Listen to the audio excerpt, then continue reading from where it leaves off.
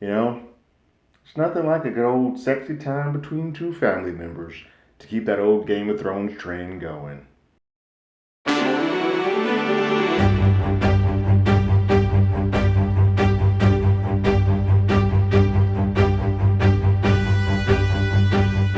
Hello, everyone. Terrence here with Hollywood Already Did It. If you haven't already, go ahead, like, share, subscribe to the channel, ring that bell below, leave a comment. Anytime we have something, you will be among the first to know. Fourth episode of House of the Dragon. It's called King of the Narrow Sea.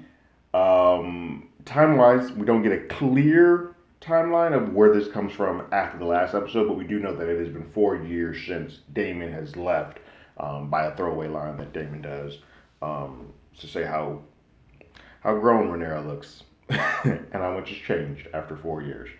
Ew. What's been interesting about these first four episodes of Game of Thrones, and I think as a person who's not read the books, but has kind of peeked a little bit to see kind of what they're setting up. These first 4 to 5 episodes, before we switch into adult versions of Rhaenyra and Elysian, feels like a lot of setup. And it's good. Don't get me wrong. Outside of the last episode, it's the only one that had action. There's a lot of single set, mostly at Targaryen at King's Landing, like right there with Targaryen family, and a lot of one-on-one scenes. It doesn't seem to have gotten as big as Game of Thrones has. It's a lot more fixated on just one sort of area. And that's because I think as it goes along, it gets bigger, but it's just letting the breadcrumbs of all these pieces that kind of have to be in place before we're off to the races. I think this episode does a really good job of doing that, while being probably my least favorite episode so far. And that's only because it's very slow. There's a lot of just great character moments that happen in this that I think will come off and pay off in the future. So it doesn't bother me that it's my least favorite, and that's in comparison to some episodes that I really love. In the last episode, King Viserys told Rhaenyra that she would be able to pick whomever it is that she wanted to marry. I sort of like, all right, my bad. I've done enough. Here's this. But in doing so, he is still creating and courting people from all over the land, young, old, however you think, to come and woo her.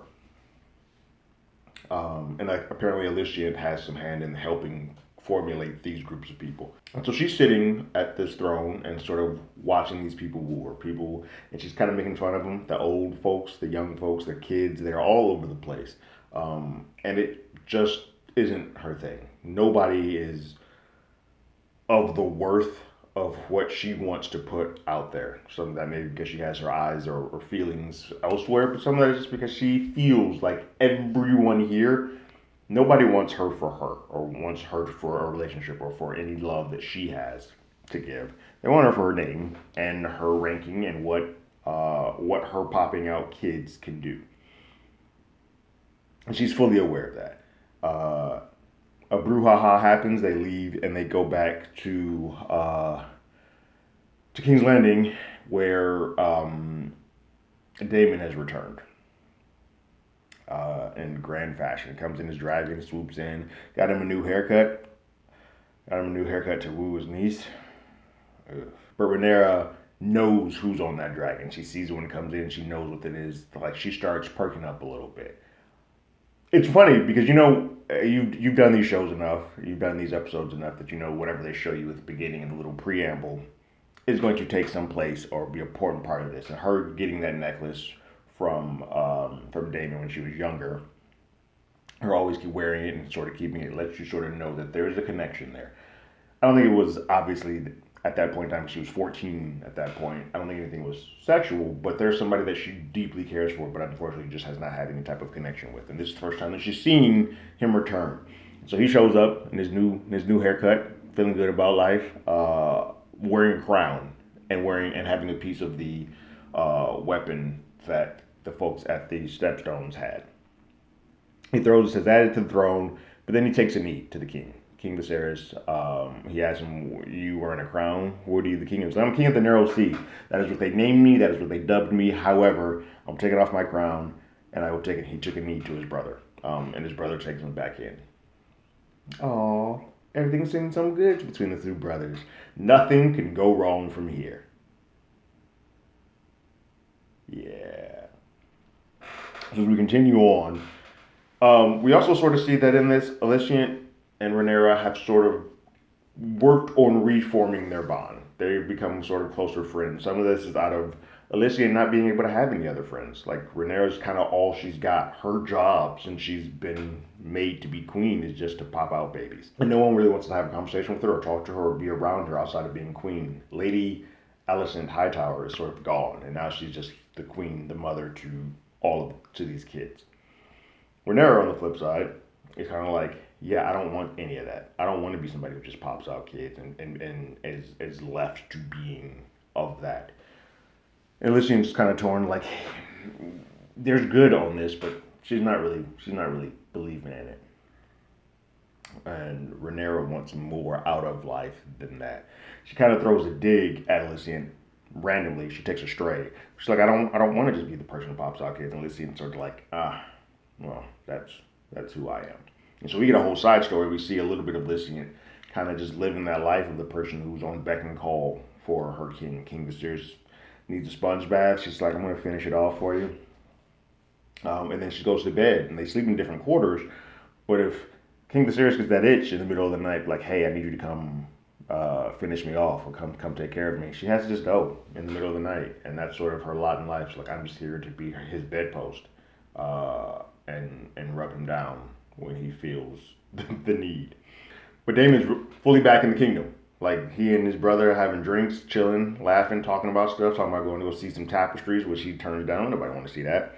But they are very much being one again. They're telling about old wartime stories, old stuff, and he feels like he is back in his place. An important piece of this is sort of what we get at the end is that there has been movement. While Daemon came back to the kingdom, Lord Valyrian did not, and he is now moving to a point where he is planning to have his daughter wed off, so that and wed off to another kingdom that will sort of give them all the power and weaken the Targaryen bloodline. And so that is an important piece as to what sort of take place at the back end of this. Rhaenyra and her uncle have a night out on the town. She comes home and finds a little bag with a note in it, and she realizes that she has an escape hatch in her room that she was not aware of. And so she kind of goes down this back tunnel, and her uncle's there, and they've dressed up in sort of hooded garbs. And they go through the town, and he kind of just shows her a life outside of always being the princess. Sort of the spoils, the drunks, the riches, the things that you could do if you were not a princess. And some of the things that he indulges in that gives him a better sense of life that she just has never been able to partake in. They go down these streets and they're seeing random stuff. You got zero eye. You got people with no eyes giving you fortunes. You got drunkards. You got sex in the middle of the alleyways. And then there's a show that sort of takes place, which recreates what is kind of happening in the kingdom. And it just shows you how people view what's happening up in that castle. They're like, oh yeah, he got a daughter, but then there's a woman who's had a boy, and then there's a crazy uncle who comes back, and he's a man who's the rightful heir of this throne. It just shows you the way that stuff is viewed. And Rhaenyra's not particularly fond of because they're besmirching her name and making her feel less than. But Daemon's got sort of a point. Like, this is something you should be aware of how the people of your town feel about you, because to be a good king, you're going to need to know what's good and bad. They're not going to always love you. You should sort of know this. They continue on, and in a roundabout way, they end up in a brothel, as one does on a weekend night.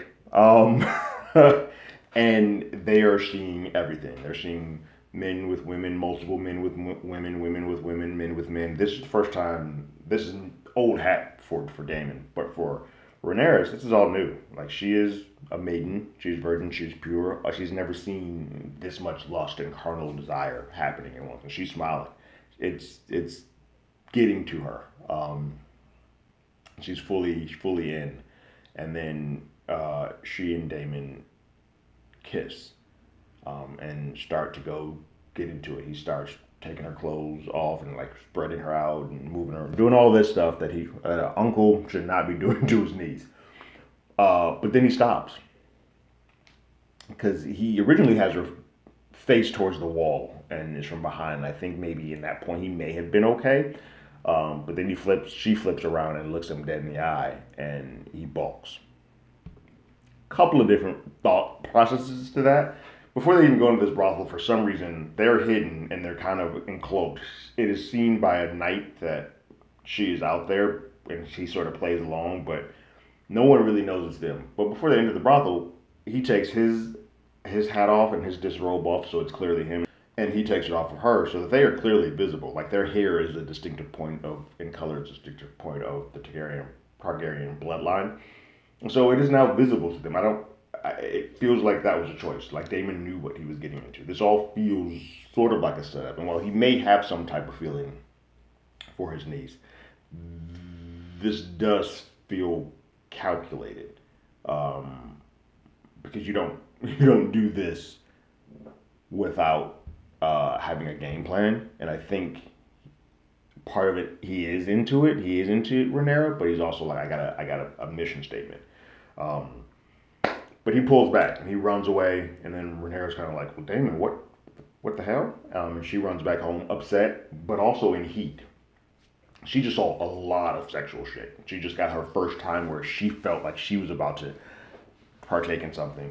And she invites Sir Christian into her home, into her bed, and they make love. And for her, it's very passionate. It is juxtaposed against Alicent just doing the deed and looking dead into the sky, and her having passionate love. It's fascinating to look at two women having sex in this form, because we're so used to men. Men get to, and it's brought up in this episode too, that men get to kind of lay and do whatever the hell they want to, whenever they want to, and there's no real ramifications for it. Women, unfortunately, don't have much onus. Rhaenyra is taking the onus and kind of doing her own thing, and Elysian is just sort of going by the book of what's supposed to happen. And today, Rhaenyra would probably be the way that women want to all be about that, but there are consequences to doing things the way that these two are doing it. Elysian just kind of has to sort of die inside and keep producing heirs, while Rhaenyra is going to have her entire life sort of changed because of this scenario. Because she was seen at the brothel. Duh, you take off all your shit and your hair's all out. Someone saw Daemon running out, and someone saw Rhaenyra running out. And so that gets back to Lord Hightower. And Otto feels it's his duty to tell his king what's going on. And he does. And he lets him know. He's like, hey, this hurts me, but I think you should know this because it deals with all of this. King Viserys obviously flips out and wants to have a convo one-on-one with Daemon.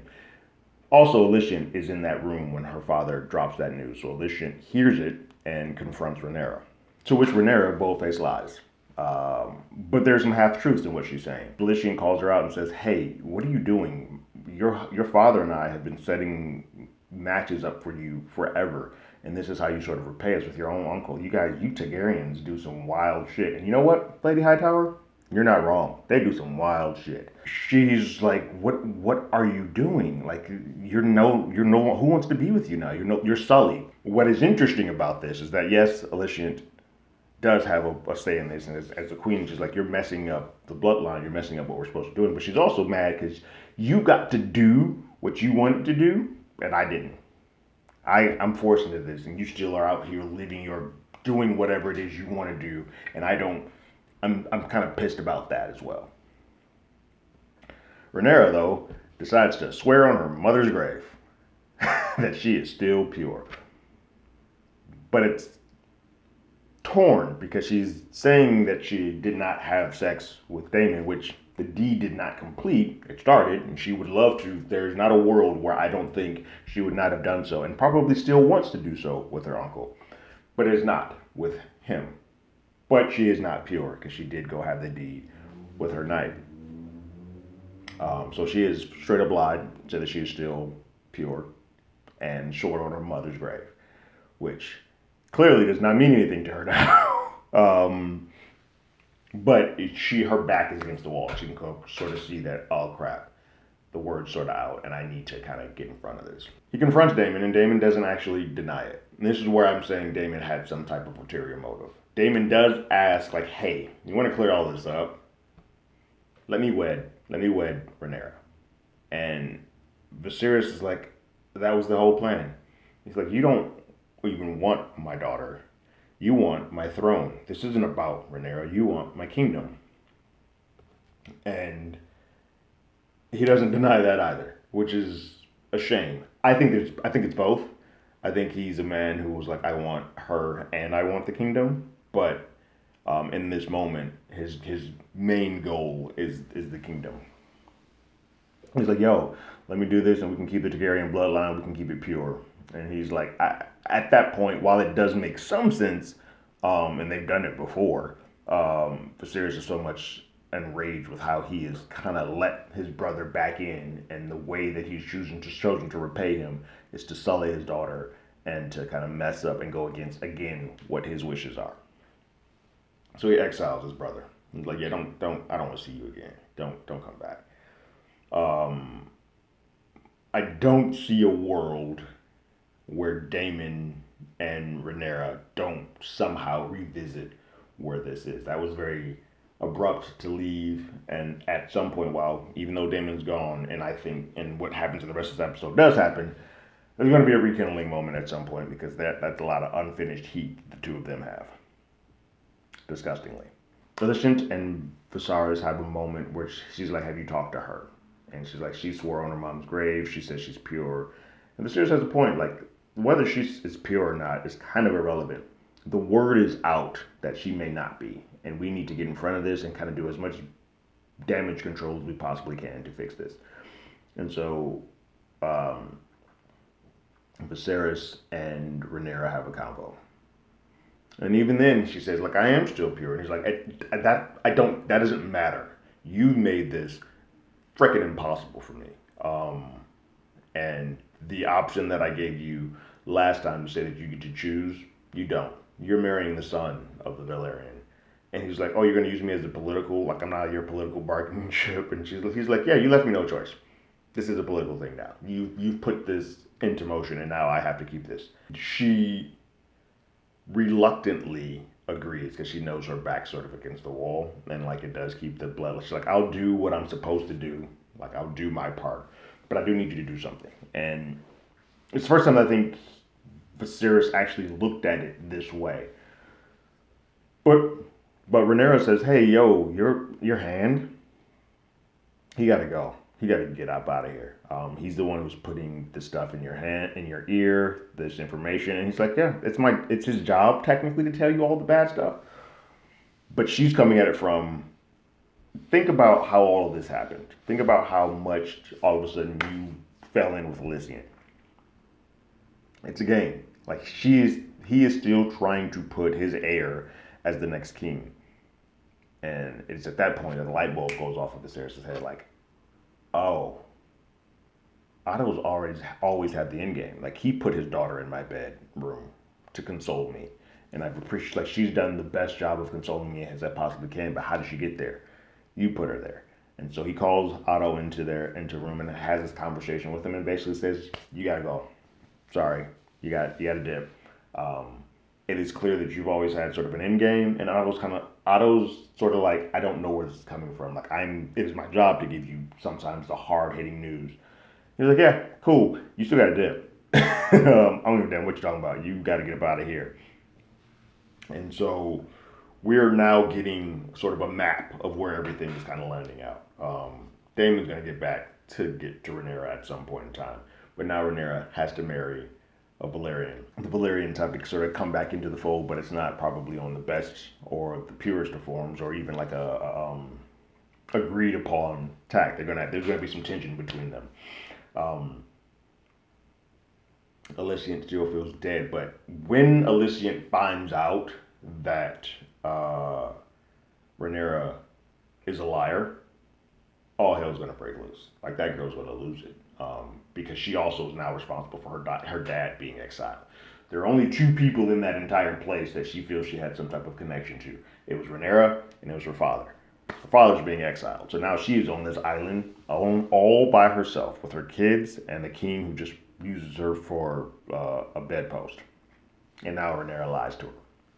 When she finds that out, and however she does, It won't be by child, which I'll get on in a second.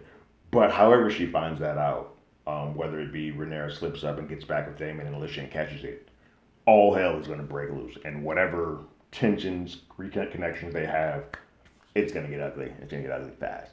This episode ends, however, with Viserys, just in case, sending a nice batch of tea to Rhaenyra. It is a tea designed to cause whatever may have come from the consequences of your actions to disappear. In layman's terms, it's an abortion tea. It's a cause her to lose her kid if she were to have a child. Interestingly enough, wouldn't be a child by Daemon. It would be, if there was a kid there, it would be a child by her knight. But either way, that child is going to be removed and make way for the Valyrian bloodstock to come in and sort of start having kids, if that is the way that things go. And that's the episode.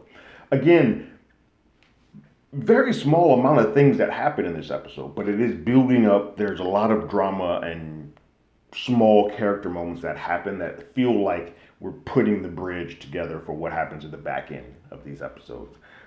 What I find out is that we don't get Olivia Cook. We don't get an age up until episode 6. So we're going to have another episode of these folks, these young folks of Alicent and Rhaenyra. And by the way, they're killing it. I'm in no way rushing to get to the point of them because I disliked what's happened here. I'm such an Olivia Cook fan that when we get there, I'm like, oh man, it's about to get real. And I think we're going to start getting to some of the more bigger things that the show does once we get to that point. But this groundwork of what we're doing is satisfying. I'm never not pleased. It's just out of the 4 that we've had so far, this has sort of been the one that's the lower ranked episode for me. But what did you guys think about this episode of House of the Dragon? Go ahead and leave your thoughts and comments in the comments below. If you haven't already, you can follow us on Twitter at HollywoodADI. You can hit us up on email at HollywoodAlreadyDidIt@gmail.com. We also have the podcast with the same name. That's on Google Podcasts, Spotify, Apple Podcasts, anywhere that plays podcasts. We're there. And like always, I got my ticket. You got yours.